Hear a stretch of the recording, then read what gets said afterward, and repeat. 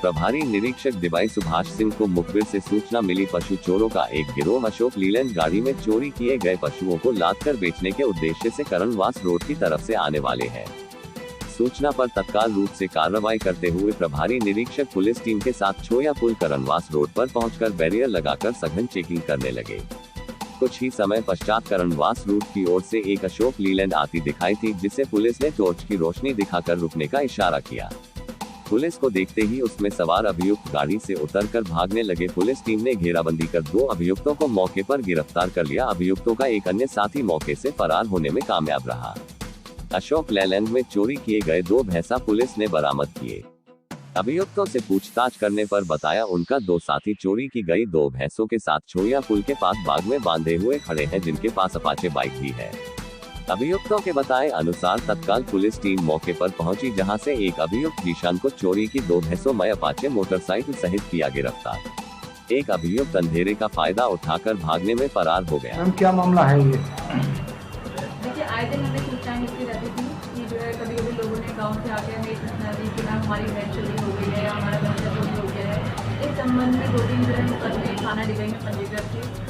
वरिष्ठ पुलिस अधीक्षक बुलंदशहर के निर्देशानुसार इस संबंध में सघन चेकिंग अभियान चलाया जा रहा था। इस संबंध में सूचनाएं प्राप्त की जा रही थी कि कौन सा गैंग सक्रिय है यहाँ पर जो इस तरह की घटनाओं को अंजाम दे रहा है।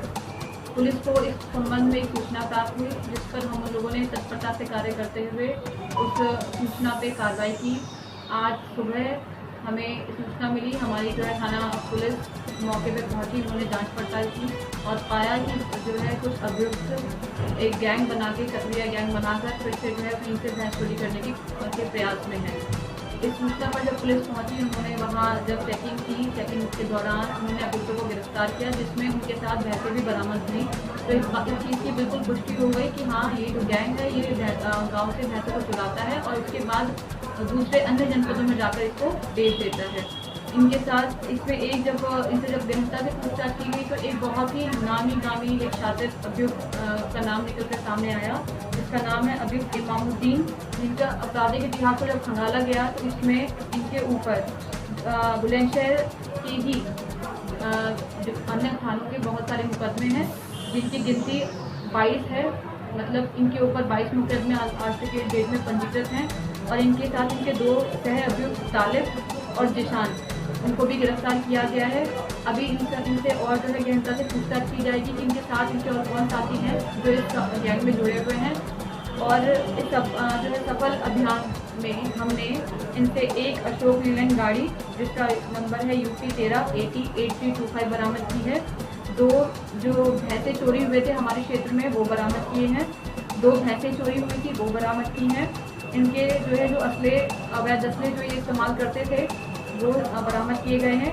और एक उनके साथ एक मोटरसाइकिल, इस मोटरसाइकिल पे जनरली वो इंसान बैठा होता था जो पहले सूचना देता था आगे चलते हुए कि आगे रास्ता साफ है, और जिससे कि जो पीछे से जो गाड़ी जो भैंसों को या जो भैंसों को जो हमारे जो जानवर हैं उनको लेकर आने वाली थी, तो उसके लिए वो पहले तो सूचना देता था कि रास्ता साफ है, अब आप आगे चलकर आ सकते हैं। तो इस संबंध में जिस तरह के भी वाहन इस्तेमाल हुए हैं वो चीज़ें बरामद की गई हैं, अवैध असले बरामद किए गए हैं।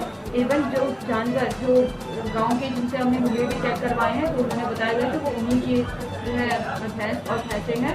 इस संबंध में अभी गहनता से पूछताछ की जा रही है और भी थानों को बताया गया है कि अगर उनके क्षेत्र में भी इस तरह की अगर कोई घटना हुई है तो जरूर इस संबंध में आके इनसे पूछताछ करेंगे। अच्छा, ये कहाँ के रहने वाले हैं?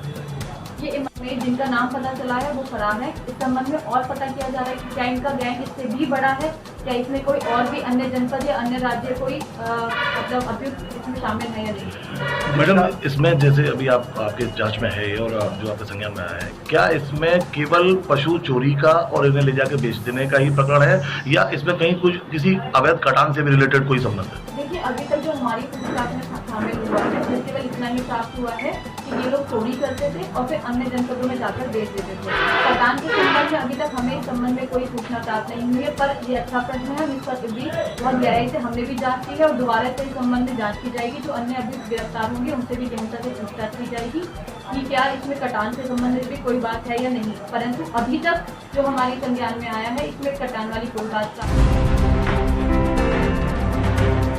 देखिए MTV भारत जज्बा।